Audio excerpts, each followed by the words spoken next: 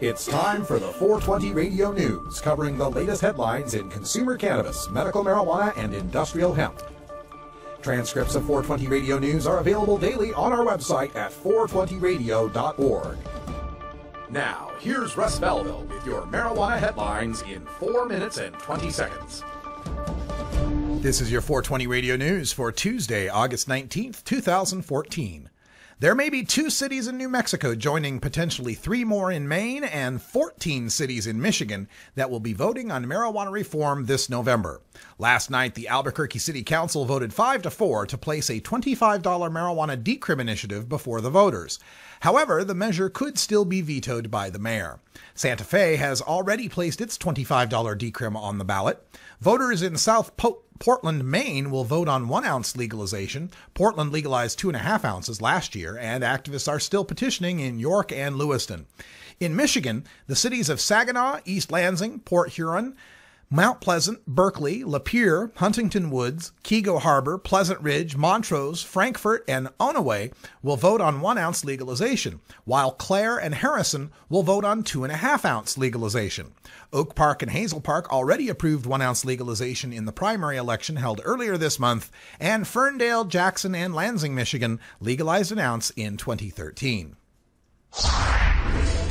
Dr. Michael Baden, the TV medical examiner who performed an autopsy on slain unarmed teenager Michael Brown, said marijuana could have made the victim act, quote, in a crazy way, end quote, before being gunned down by Officer Darren Wilson.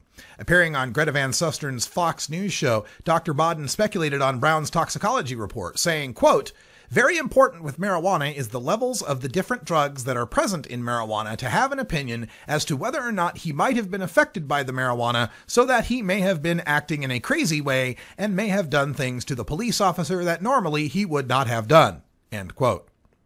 THC is detectable on toxicology reports for weeks after use, so there is no indication that Brown was impaired by marijuana use. Furthermore, numerous studies conclude that marijuana use tends not to correlate with violent behavior. The son of martial arts actor Jackie Chan was arrested for marijuana possession in Beijing and could technically face execution.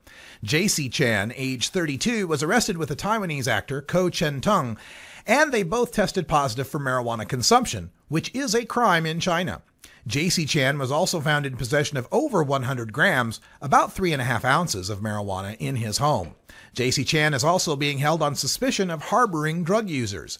He could receive a punishment from mandatory rehab to 3 years in prison, but if he is charged with sales, he could face execution.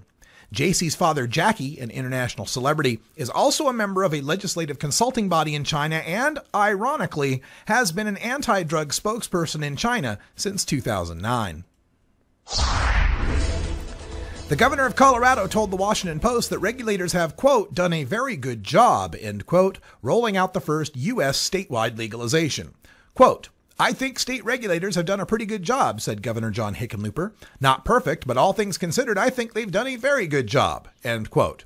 New rules were passed this month to deal with one imperfection, the regulation of edible marijuana products, which now must come in 10 milligram THC servings with childproof packaging and clearly labeled as containing THC. And while tax revenues are only a third of original expectations, Governor Hickenlooper said, quote, it was a guess. No one's ever done it before. It was a wild guess, and every time we said it, we said, we have no data. You're creating a whole regulatory environment out of whole cloth, end quote.